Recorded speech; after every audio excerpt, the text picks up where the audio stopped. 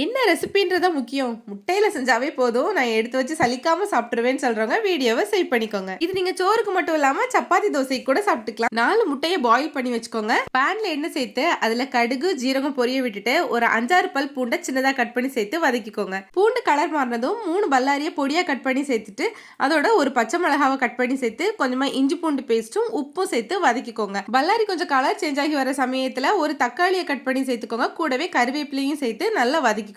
தக்காளி கொஞ்சம் கொலைய வதங்கினதுக்கு அப்புறமா இதுல மஞ்சத்தூள், மிளகுத்தூள், பெருஞ்சீரகத்தூள், மல்லித்தூள், நல்ல மிளகுத்தூளும் கொஞ்சம் கரம் மசாலாவும் சேர்த்துக்கோங்க.